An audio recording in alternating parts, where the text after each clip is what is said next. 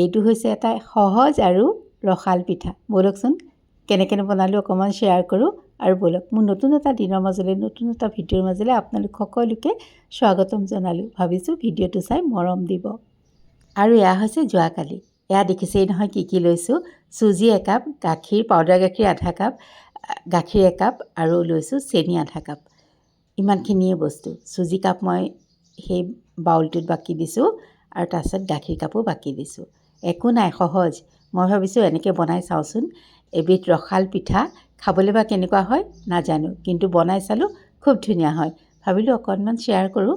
এয়া চুজিখিনি মই ঘুটি লৈছোঁ। ইমান সহজ নহয়, খাবলৈ বহুত ভাল লাগে আৰু সহজতে হৈও যায়, বেছি সময়ো নালাগে। এয়া মই পেনখনতে এচামুচ ঘিউ দিছোঁ, তাতে সেই চুজি আৰু গাখীৰখিনি বাকি দিছোঁ আৰু এইটো অকণমান সময় ঘুটিছোঁ। আটা মানে যিটো আমি আটাৰ দৌ বনাওঁ ঠিক তেনেকুৱা হোৱালৈকে।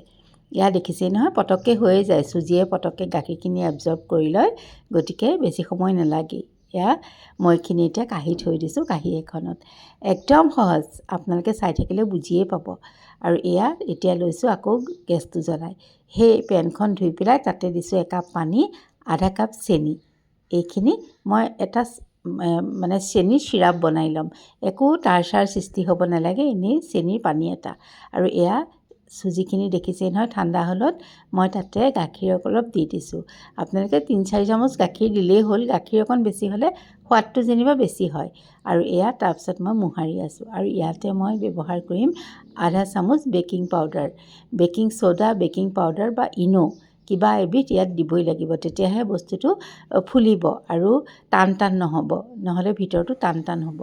এয়া চাওকচোন, ডোটো এনেকুৱা মানে অলপ কোমলকৈ ৰাখিছোঁ যাতে মই সাজ দিব পাৰোঁ। যি আকৃতি দিয়ে তাৰ, মই আকৌ সেই পেৰা টাইপেই দিলোঁ। ভাবিছোঁ পেৰা টাইপ পিঠাকে বনাওঁ। ব'লক বাৰু কেনেকুৱা হৈছে দেখাই থাকিম কিনো হৈছে। এয়া দেখিছে নহয়, এইকেইটা মোৰ সাজি হৈ গ'ল। এতিয়া এই যে চেনিৰ পানীখিনি সেইখিনিও হৈ গ'ল। সেইখিনি মই নমাই থৈ দিম। আৰু এইয়া চাওকচোন, একো তাৰ চাৰ সৃষ্টি হোৱা নাই, এনেই লৈছোঁ, মানে চিৰাপ কৰি থৈ দিছোঁ। এতিয়া তেলতে এইকেইটা ভাজিছোঁ, পিঠাকেইটা ভাজিছোঁ। আপোনালোকে অন্য আকৃতিও দিব পাৰে দেই। এই যে মই দবাই দিছিলোঁ মাছটো, সেইখন আকৌ বগা বগা হৈ থাকিলে এটা ডিজাইনেই হ'ল। আৰু মই ভাবিছিলোঁ যে এনেকৈ দবাই দিয়াকণ সেইকণ চাগে তেল নালাগিব পাৰে। একো নাই, বেয়া লগা নাই আৰু নিসিজাকৈও থকা নাই, খালি সেইকণ অকণ বগা পৰি থাকে। এয়া এতিয়া মই নমাই লৈছোঁ। তাৰপাছতে চেনিৰ পানীত দি দিছোঁ। গোটেইখিনি ভজা হোৱাৰ পাছত চেনিৰ পানীত মই এনেকৈ দি থৈ দিছোঁ। চেনিৰ পানীখিনি অলপ কুহুমীয়া হৈ আছে দেই, একে উতলিও থকা নাই। আৰু এয়া মানে অলপমান আৰু পানীখিনি হ'ব লাগিছিলকৈ, ডুব খাই থাকিলে বেছি ভাল হয়। মোৰ অকণমান কম হ'ল যেনিবা। তাৰপাছতে এইখিনি দেখিছেনে, এটা বাউললৈ মই ট্ৰেন্সফাৰ কৰি দিলোঁ। 3-4 ঘণ্টা থকাৰ পাছত চেনিখিনি মানে টানি ল'ব। এয়া হৈ গ'ল মোৰ। আৰু ভাত খাই উঠি চালোঁ অকণমান কাটি, আৰু অকণমান সময় লাগিব। তথাপিতো খাবলৈ কিন্তু তেতিয়া 20-25 মিনিট হৈছিলে আৰু আমি ভাত খাই উঠোঁ মানে, কিন্তু খাবলৈ বেয়া হোৱা নাই। এইয়া দেখিছেনে, এইবাৰ সৰুটোকো লৈছোঁ, কিয় জানে নাই?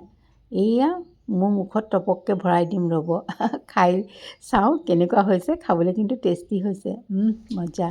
কেমেৰামেনকো অকণমান খুৱাই দিছোঁ, টেষ্টি।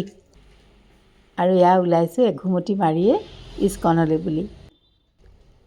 আৰু বেছি সময় নালাগেই, অকণমান আমাৰ ওচৰতেই হয়। ৰিয়াই সদায় কৈ থাকে, তাই আহিলেই কয়, মা এদিন আমাৰ ইয়াত থকা ইস্কনলৈ যামচোন। তাই বাংগালোৰত আমাক লৈ গৈছিলে তালৈ, আৰু তাই সদায় কয় ইয়াত ইমান ওচৰতে আমাৰ যোৱাই নহয়। কালি ওলালোঁ, ৰিয়া, লিজা আৰু মই। ৰুলাৰ যিহেতু যাৰ টিউশ্যন আছিলে, সেইকাৰণে আমি 3জনীয়ে ওলাই গ'লোঁ আবেলি পৰত।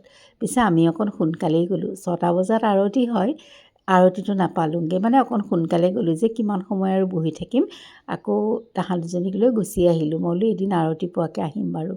আৰতিটো পালে ভাল লাগে, যি মন্দিৰতেই নাযাওঁ, আৰতিটো হৈ থাকিলে খুব ভাল লাগে। আৰু ইমান পৰিপাটি, ইমান চাফা নহয়, ফুলে চুলে ইমান ধুনীয়াকৈ মেইনটেইন কৰিছে, গৈয়ে ভাল লাগিল।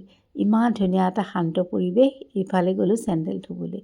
চেণ্ডেল ধোৱাৰো খুব ধুনীয়া ব্যৱস্থা, তাকতো পইচা চইচা একো দিব নালাগে। আৰু ধুনীয়াকৈ চেণ্ডেল থৈ আমি আৰু মন্দিৰত সোমালোঁ।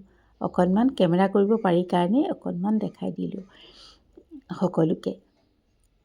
খুব ভাল লাগিলে গৈ পেলাই, পৰিৱেশটো বিৰাট ধুনীয়া।